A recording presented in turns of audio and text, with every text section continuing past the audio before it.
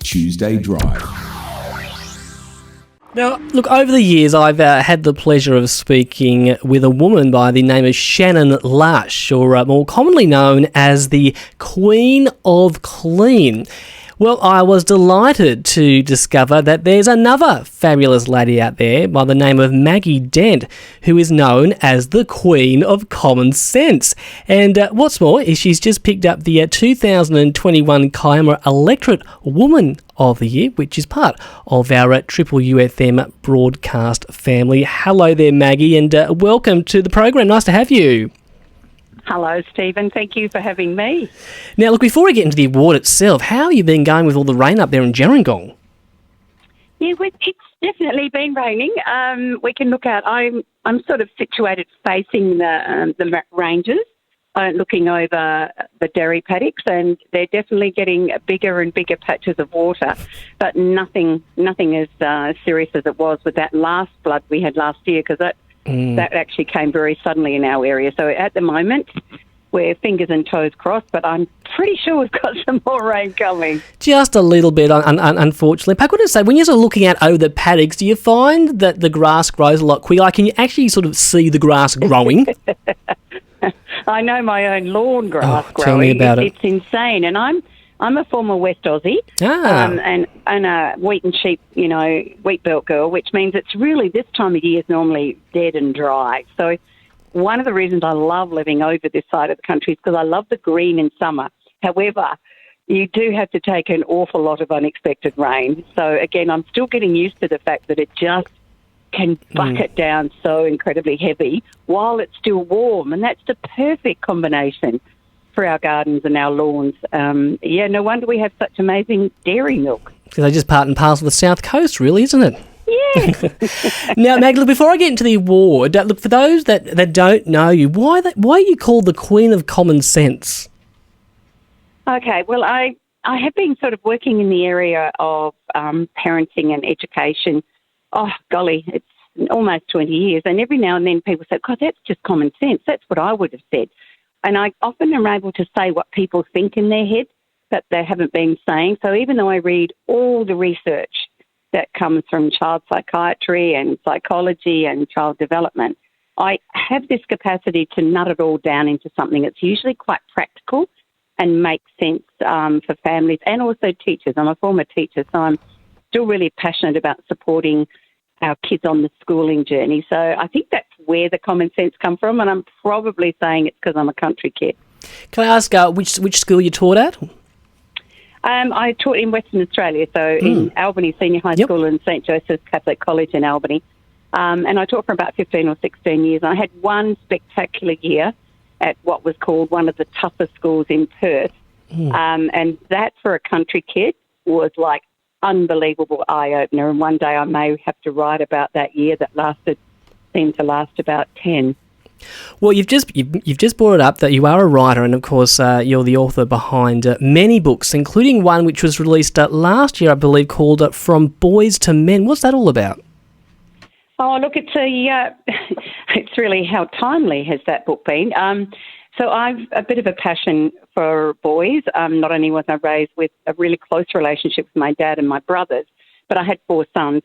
And I seemed to get the boys in my classrooms, and so I really wanted us to kind of understand what's underneath some of the difficulties that boys experience on the journey to manhood. And I think it's something that I'm really passionate about, because I really believe at times that that's where everybody says the most negative things about them, but quite often I feel they're misunderstood and they're trying to channel enormous amounts of energy with a confused body and a very underdeveloped brain in a time when they're wired to take risks and not apply themselves to the things we'd like them to apply themselves to. So that was the ambition behind it. And it does explore kind of the bridge, from being a boy to becoming a man.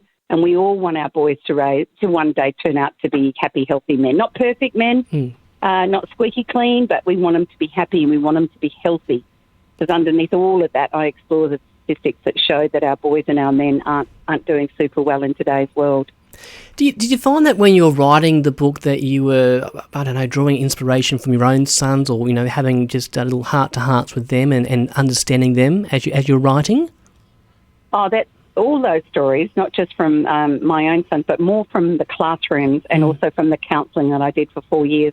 But I also was really mindful that I wanted the voices of men in my book. So I invited men to do a survey, and I had sort of 1,600 men, and I also had nearly 900 adolescent boys who answered some questions. So I really was speaking from a place of their truth, which incredibly so matched up with a lot of my own experience and my anecdotal evidence, and also the research that I did. So I kind of combined it all together into one book.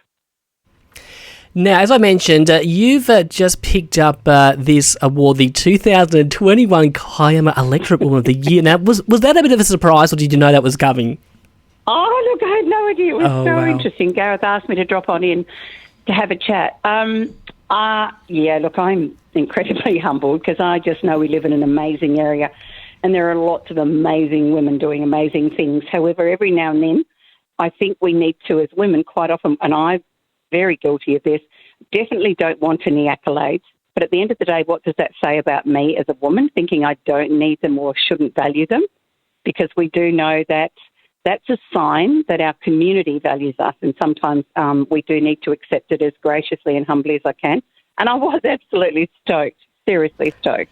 I was actually just having a bit of a chuckle then, Maggie, the fact that Gareth Ford, of course, the member for Kiama, was sort of inviting you into his office to have a little chat with you. Did you feel like almost like a naughty schoolgirl? Like, what have I done?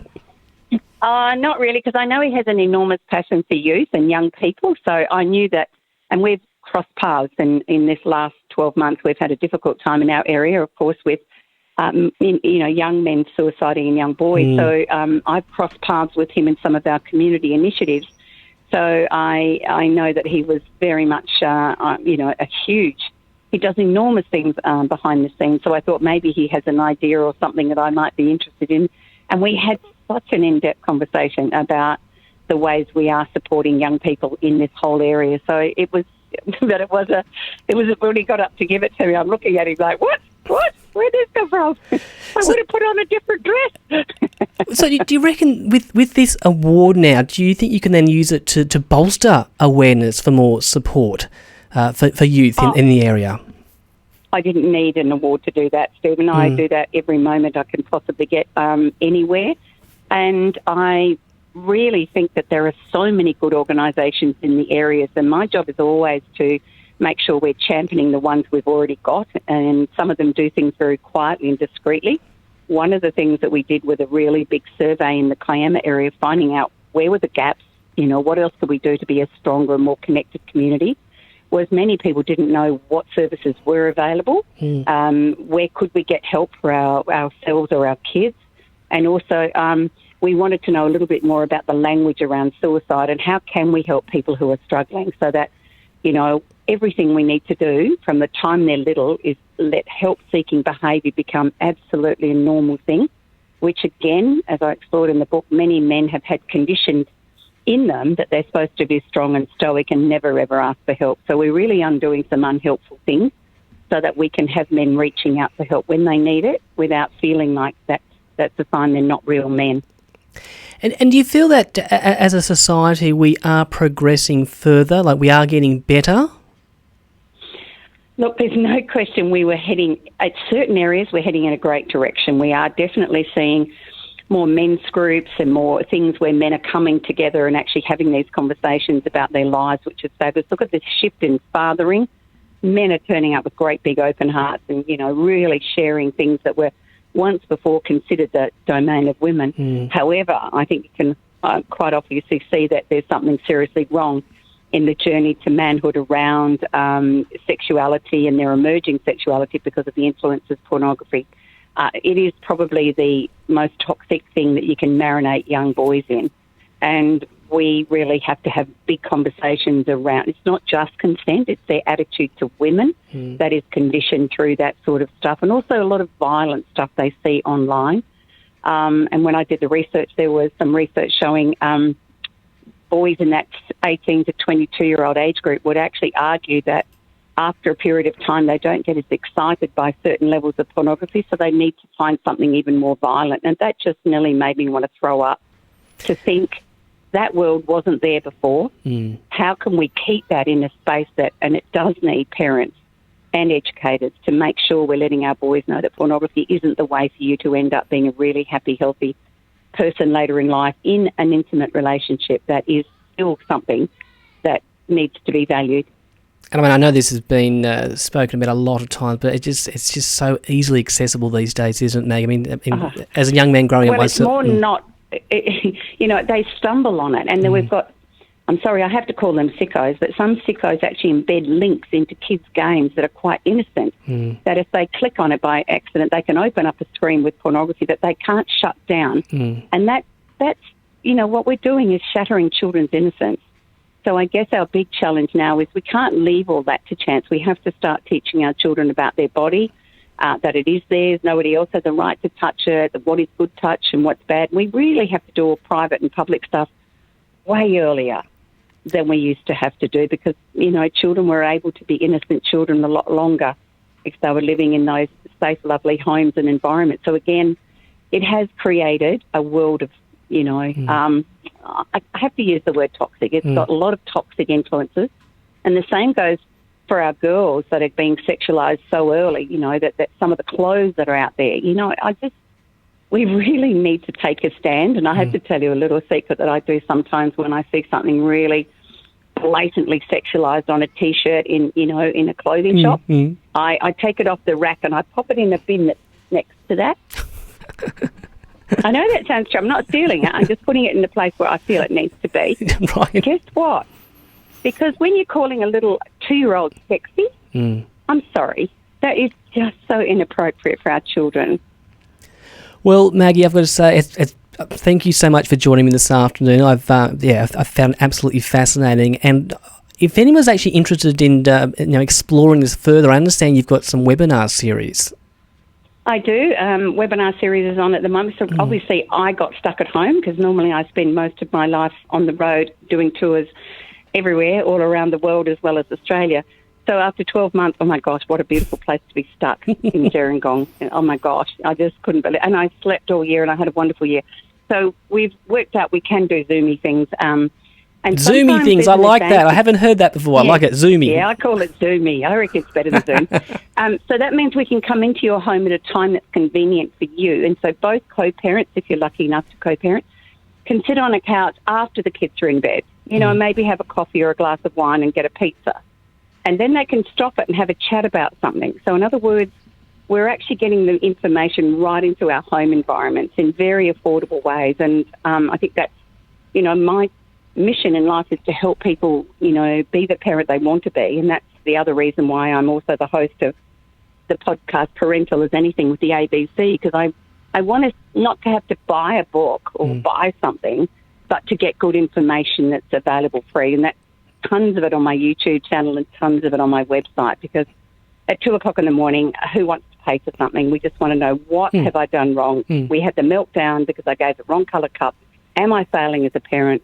And I would likely to say, as the queen of common sense, no, that's developmentally completely normal. Just take a breath. Well, you've got this. Queen of Common Sense, thank you for being part of the program this afternoon. Now, just before I let you go, Maggie, this is slightly off topic, but I was doing a little bit of research on you. Tell me about your dog and the name of your dog, because it's I love it. I love it. Look, I have a miniature schnauzer called Hugo Walter, and he's just the most delightful little character, and he features a lot quite often in my work. Because I think I really am a huge fan of everyone having a really good dog in their lives, because I think it's the only creature that can love completely unconditionally, and we need to learn from that. So our boys have had dogs, all the way through life, but he's the one now because he's the quiet dog that sits on my lap, not crazy dogs that need hours and hours of exercise. So Hugo Walter Dent, miniature schnauzer. Well, and that is a beautiful way to finish the chat this afternoon. Thank you so much, Maggie. Thanks, Stephen. Cheers. That was Maggie Dent, the 2021 Kiama Electorate Woman of the Year. And if you're interested in reading one of her books, just search for your favourite ebook distributor, or better still, head to one of our local bookshops in the region, who I'm sure they'd be lovely to have you in there and searching and browsing, and they'd be also happy to get the book in for you if they don't have it on the shelf. It is 9 to 6. This is Tuesday Drive on Triple U 104.5 FM. Good afternoon. This is Tuesday Drive.